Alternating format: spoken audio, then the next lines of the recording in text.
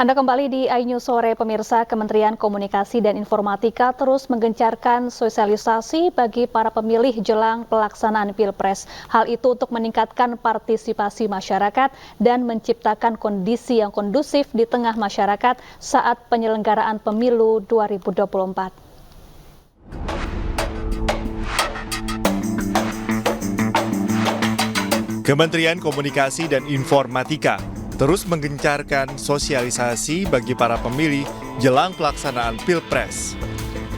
Kualitas demokrasi Indonesia merupakan salah satu tolak ukur pembangunan nasional di bidang politik, hukum, dan keamanan. Ini menjadi kesempatan yang istimewa bagi bangsa dan negara Indonesia untuk mewujudkan kehidupan demokrasi yang berkualitas, sehingga hasil yang positif selama 5 tahun ke depan dapat dinikmati seluruh masyarakat tanpa terkecuali. Pemilu akan menciptakan tantangan dan peluang sendiri untuk meningkatkan partisipasi masyarakat dan menciptakan kondisi yang kondusif di tengah masyarakat saat penyelenggaraan pemilu serentak 2024. Kominfo terus berupaya menyiapkan strategi komunikasi pemilu, salah satu diantaranya dengan sosialisasi pemilu serentak yang akan diselenggarakan 14 Februari 2024. Dinamika yang terjadi di elit politik dan di tengah masyarakat masih menunjukkan banyak tantangan praktik demokrasi yang perlu dibenahi untuk meningkatkan kualitas bermasyarakat, berbangsa, dan bernegara Indonesia. Untuk itulah, perlu peran pemerintah dengan menghadirkan kembali, menegaskan, dan menguatkan karakter dan mental bangsa. Pemirsa, sosialisasi bagi para pemilih jelang pemilu 2024 terus digencarkan oleh Kementerian Komunikasi dan Informatika. Dan untuk membahas informasi selengkapnya telah bergabung bersama kami di studio ada pengamat pemilu Pak Ilham Saputra. Apa kabar Pak Ilham? Baik, terima kasih.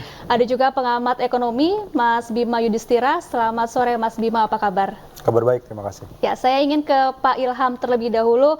Pak Ilham, bagaimana Anda melihat persiapan dan juga tahapan pemilu yang sudah berlangsung saat ini? Adakah perbedaannya dengan periode sebelumnya? Ya, jadi memang pemilu ini adalah pemilu 5 tahunan ya, 5 tahunan. Kita sudah melaksanakan pemilu ini dari tahun 2004 pasca reformasi sampai sekarang. Memang yang ada perubahan yaitu terkait dengan teknis yang diatur dalam peraturan perundang-undangan. Nah, tetapi untuk 2019 dan 2024 itu sama sekali tidak ada perbedaan terkait dengan pelaksanaan teknisnya. Hanya memang ada di Perpu diperpendek masa atau waktu kampanye. Ya, karena mungkin dianggap kampanye terlalu lama sehingga kemudian membuang biaya, membuang waktu dan sebagainya. Tetapi yang perlu diingat adalah bahwa masa kampanye yang panjang itu sangat diperlukan untuk KPU mempersiapkan logistik sebetulnya. Yeah. Ya, jadi ketika DCT diketok hari ini atau besok kemarin gitu ya, KPU itu harus menyiapkan logistik yang akan dicetak, kemudian dibuat pengadaannya dan juga didistribusikan. Nah, ini sampai saat ini saya kira terlepas dari kemudian kinerja KPU terkait dengan verifikasi partai dan sebagainya, banyak sekali pertanyaan, tetapi sampai saat ini yang perlu dipersiapkan adalah logistik. Ya, logistik itu memang sangat banyak ya. Kemudian jumlah DPT-nya 200 juta lebih, 204 juta lebih. Nah, tentu ini harus dipersiapkan dengan matang agar tidak ada keterlambatan, tidak ada persoalan ke depan, dan KPU bisa kemudian memfasilitasi hak pemilih masyarakat Indonesia pada pemilu 2024 yang akan datang.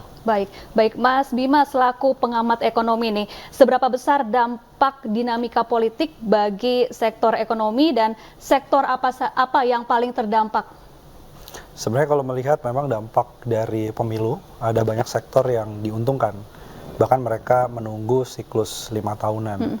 Salah satunya kan sektor yang terkait dengan percetakan, sablon, kemudian jasa transportasi. Bahkan kalau kita lihat sekarang ini dimulai bahkan dari 6 bulan yang lalu sudah banyak sekali tempat-tempat untuk melakukan kegiatan, sosialisasi, kemudian konsolidasi partai politik dan para kandidatnya itu di hotel, di restoran, itu pun juga ikut mendorong sektor-sektor yang berkaitan dengan pariwisata. Tetapi memang siklusnya biasanya sektor-sektor usaha yang berkaitan dengan perizinan, yang membutuhkan kepastian 5 tahunan, 10 tahunan, itu yang mungkin akan terdampak atau mereka jauh lebih hati-hati. Misalnya pertambangan, kemudian ada migas, ada perkebunan, itu memang kita perhatikan 2014 dan 2019 sama. Tapi dampak dari pemilu sendiri sebenarnya selama prosesnya itu dilakukan secara baik, kemudian tidak menimbulkan ya, kalau dinamika politik pasti terjadi, tapi tidak menimbulkan isu keamanan yang mengganggu confidence dari pelaku usaha. Kita lihat dampaknya memang kisaran 0,3 sampai dengan 0,4% dari produk domestik bruto. Jadi ada dampak, tapi dampaknya memang ya masih dilihat dibandingkan dengan faktor-faktor eksternal, rupiah, inflasi misalnya, itu jauh lebih menentukan faktor-faktor eksternal. Baik, Mas Ilham, ini drama pemilu sudah mulai terlihat. Apakah ini akan mengganggu atau justru drama memang dibutuhkan pada sebuah kontestasi pemilu? Ya, biasanya drama ini memang terbentuk sendiri ya daripada kontestasi politik, terutama ada perhelatan pemilu. Karena memang itu akan muncul, misalnya saya dari media, apa yang dilakukan oleh calon presiden, kemudian komentar-komentar dari ketua partai pengusung dan sebagainya. Tentu ini suatu hal yang menurut saya secara demokrasi sehat-sehat saja, no problem. Asal jangan kemudian drama ini dibawa ke saling mencela, gitu ya, saling mencela. Tapi kalau kemudian drama ini lebih kepada mempertanyakan soal kebijakan, kemudian adu visi misi, saya kira no problem. Itulah dinamika demokrasi ya. Jadi jangan sampai kemudian justru ini nanti dibawa ke negatif campaign atau kampanye negatif yang nanti justru akan memperkuat atau kemudian memperbesar ya jurang fragmentasi di antara pendukung. Nah, pengalaman 2019 saya kira menjadi pengalaman buat kita, menjadi contoh buat kita agar ini tidak terjadi lagi. Ada cebong, ada kampret, segala macam, ada perdebatan-perdebatan yang tidak penting yang kemudian akhirnya banyak orang yang kemudian kecewa dengan tadinya dia ribut nih, terus sekarang ada koalisi bareng, kemudian itu kan tidak perlu kemudian menjadi drama itu menjadi suatu hal yang perpecahan bagi masyarakat kita. Lalu apakah dengan banyaknya drama atau mungkin kecurangan atau kampanye hitam ini bisa membuat masyarakat malas untuk memilih di pemilu nanti? Bagaimana cara mengatasinya, Pak Ilham? Saya kira pemilu ini memang tidak hanya tugas atau komitmen penyelenggara pemilu ya. Bagaimana setiap kontestan partai politik maupun calon presiden itu juga harus menunjukkan bahwa mereka adalah kontestan yang jujur, kontestan yang kemudian mengikuti aturan main pemilu. Ya, tidak boleh kemudian aturan itu dilanggar, kemudian mengintervensi penyelenggara pemilu, dan itu sama sekali tidak boleh, gitu kan? Nah, oleh karenanya memang sekali lagi masyarakat harus berperan serta aktif, tidak hanya memilih, tapi kemudian melaporkan jika ada potensi-potensi kecurangan, potensi-potensi pelanggaran terhadap pemilu yang kemudian dilaporkan kepada yang berhak seperti Bawaslu atau juga di Bawaslu itu ada di kecamatan, di desa, dan di setiap level itu ada. Nah, jadi kanalnya sudah ada, tinggal kemudian bagaimana masyarakat bisa melaporkan hal tersebut dan diproses secara hukum. Demikian. Baik, Mas Bima, kalau dari kacamata perekonomian, sebetulnya seperti apa sih sosok presiden yang diinginkan atau diharapkan oleh pasar? Ya, yang diharapkan sebenarnya pertama dia punya visi misi yang jelas. Makanya kalau ditarik nih tadi dinamika politik, perdebatan, sebenarnya pelaku usaha itu dan investor mencermati lebih detail dokumennya. Misalnya bagaimana dengan badan penerimaan negara gitu. Kalau tidak salah 2 dari 3 calon presiden itu bicara soal badan penerimaan negara. Pengusaha kemudian berpikir apakah nanti artinya pajaknya akan lebih mahal buat mereka misalnya gitu ya.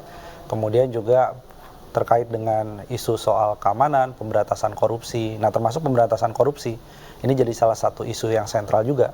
Komitmen di tiap calon, bagaimana track recordnya, bagaimana terkait dengan pemberantasan korupsi.